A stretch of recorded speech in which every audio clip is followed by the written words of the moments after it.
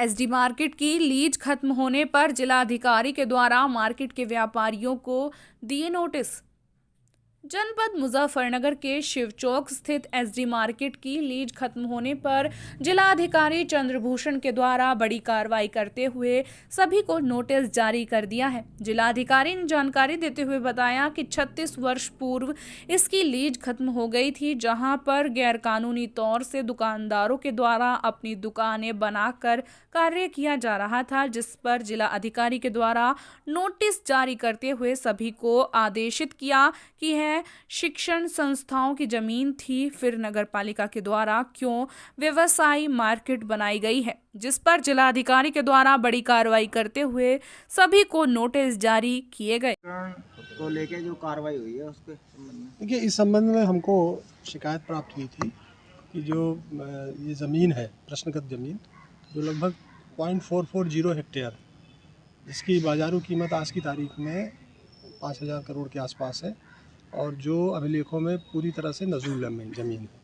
इस ज़मीन को जिसका जो प्रबंधन था वो नगर पालिका के पास था। नगर पालिका ने इसमें 30 वर्ष की एक लीज एसडी कॉलेज को दिया था, वो भी शैक्षणिक कार्यों के लिए 1 रुपये पर, और जिसका समय 1984 में समाप्त हो रहा था।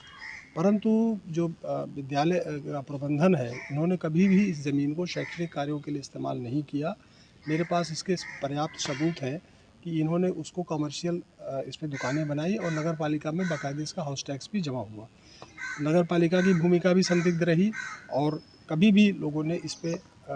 इसको जो पट्टे की शर्तें थी उसका उल्लंघन को कभी देखने की कोशिश नहीं की। लीज का भी अगर माना जाए तो समय 1984 में समाप्त हो गया और इस प्रकार से लगभग करीब 36-37 वर्षों से लगातार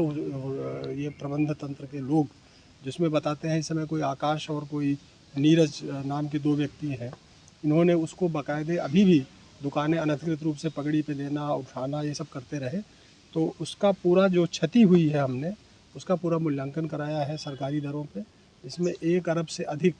जो है 136 करोड़ के आसपास जो है नगर पालिका को जो सरकारी क्षति हुई है उसका नोटिस, और जो अनुबंध की शर्तें थी उसका उल्लंघन, और लीज समाप्त होने के बाद भी ज़मीन को नगर पालिका को वापस ना करना जैसे जो महत्वपूर्ण जो इनके द्वारा शर्तों का उल्लंघन किया गया है, उसको लेकर के हमने 1 सप्ताह का इनको नोटिस दिया है और 1 सप्ताह बाद वो संपत्ति जो कि सरकार की है ही है और जो भी उस पर कंस्ट्रक्शन है वो आज की तारीख में अनधिकृत है।